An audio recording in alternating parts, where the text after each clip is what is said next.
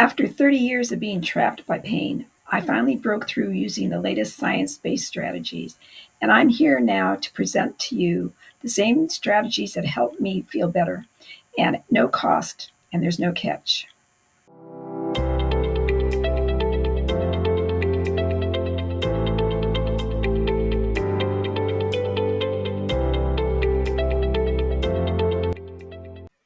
Greetings, it's nice to see you again. Today I'm going to do a deep dive into discussing three different types of pain that fall under the usual terms you hear is acute pain or chronic pain. And the reason why we're going to be talking about that, it's very important for healthcare providers to understand the type of pain that you have because that leads to a better diagnosis and ultimately a better treatment program that will lead to a better outcome. The first pain that we're going to be discussing today falls under the acute pain. That's acute pain is the first 3 to 4 months where your body is hurting and it's trying to recover and restore itself. So that's called the acute pain. But under that umbrella falls nociceptive pain.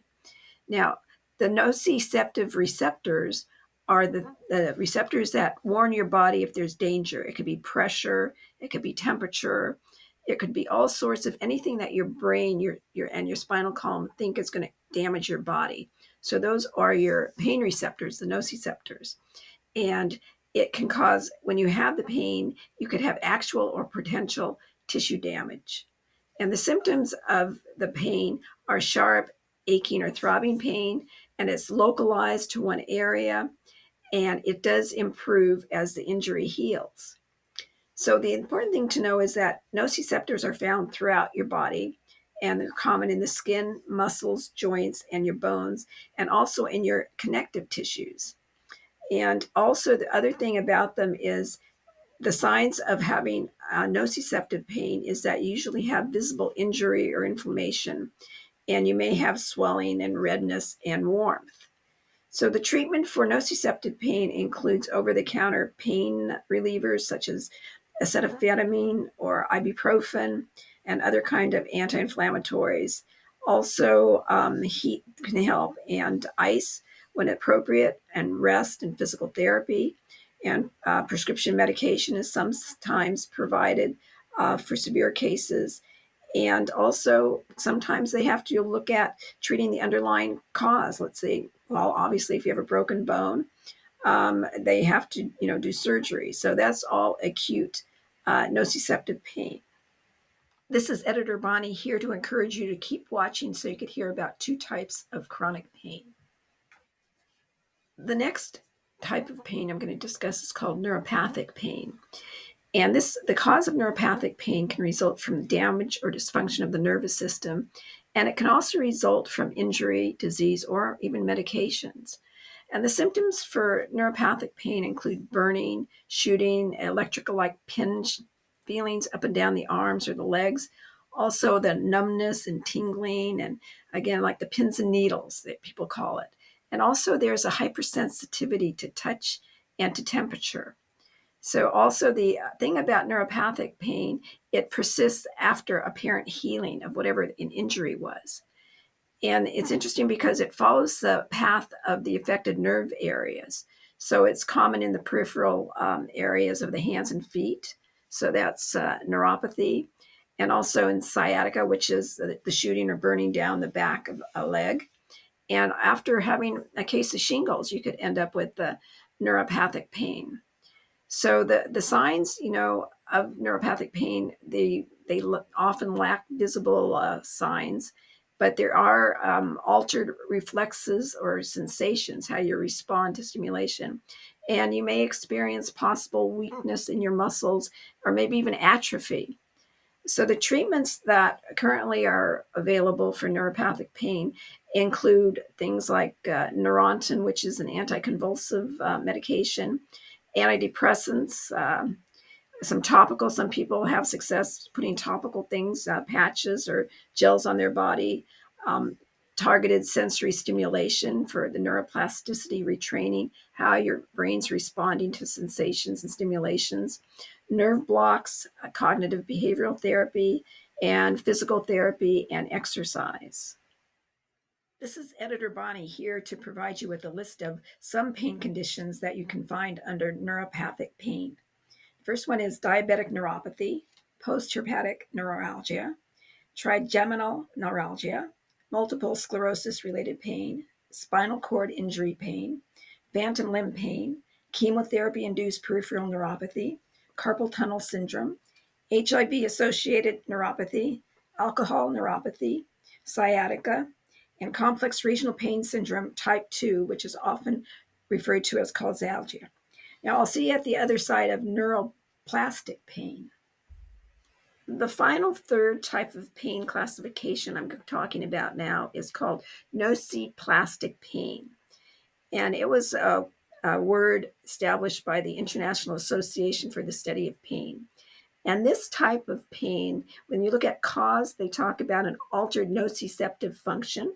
And that's what we talked about, nociceptive pain back. The first description of pain, we talked about the nociceptive receptors that let your brain know that there's some warning, something may be going on in the body.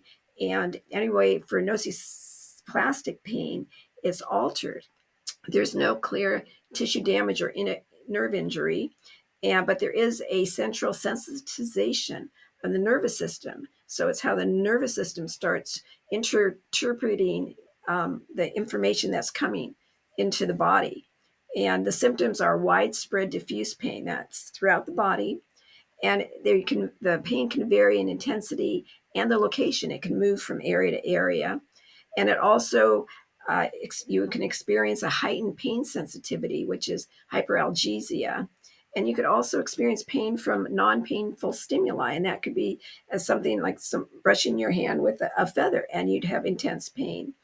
And it also comes along with fatigue, sleep issues, and even brain fog. So the location can be widespread throughout the body, and it's commonly discussed in relationship to fibromyalgia and also chronic fatigue syndrome, and in some cases of low back pain. So for the signs, it's difficult because there's no clear signs of tissue damage, and then there's a normal neurological examination. There's not anything profound that turns up in your exam, but there are tender points through specific parts of your body.